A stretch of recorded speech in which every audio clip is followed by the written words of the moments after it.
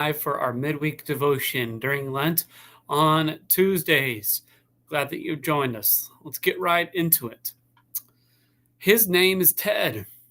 I have literally no idea how old he was when he was assigned to be my baptismal mentor, but he was a church elder, had more than his fair share of wrinkles, and only the sides of his head had wispy gray white hair. His profession was a mystery to me. I don't know what he did for a job, but he was not bombastic. He was a willing listener with a steadfast presence. I don't remember what we talked about at all, but I do remember him taking me fishing. And when I was ordained, he was the first person not in my family to hug me, with tears in his eyes, no less. Her name is Jana. Because she had 2 kids, it felt like she was eons older than me. Now I realize there was only a decade separating us. I'm older now than she was when we met. But she was always there when I needed her. And most of the time, I didn't have to ask. Mission trips, camp retreats, service projects, Sunday school, you name it, she was there. She was still going to school at night because she had married and had kids when she was young. And it wasn't the world's recipe for success, but any semblance of success my first ministry had was directly tied to Jana and her ministry and faith. His name is Derek. We went and graduated seminary together, but there was no real reason we should have connected. He graduated from high school before I was born. I was from the cornfields of Iowa, him from the hill country of Texas.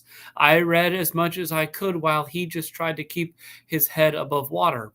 Having a kid and a full-time youth ministry job will do that.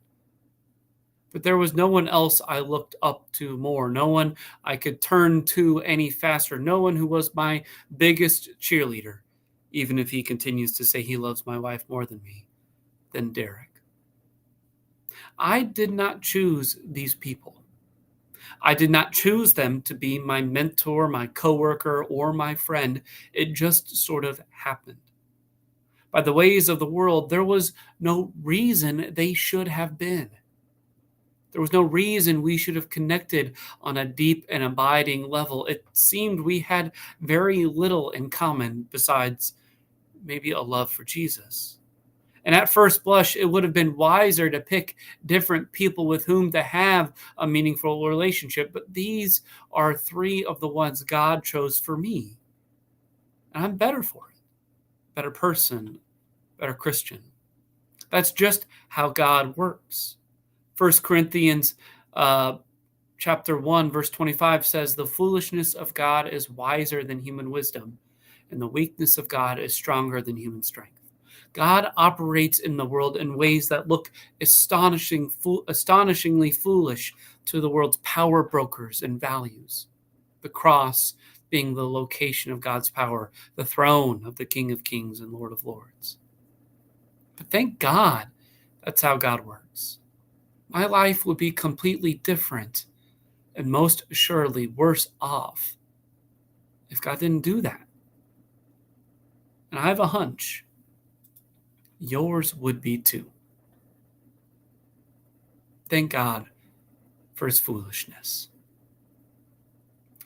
Thanks for joining me for this week's devotion. I hope you heard a word of grace about God's foolish wisdom in the world.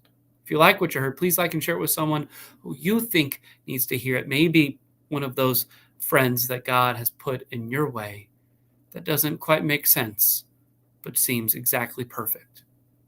You're invited to join us on Sunday morning for worship. We're hoping to have the live stream going this week, work out some of those technical computer problems. But if not, our benediction is the same as always. God be with you till we meet again.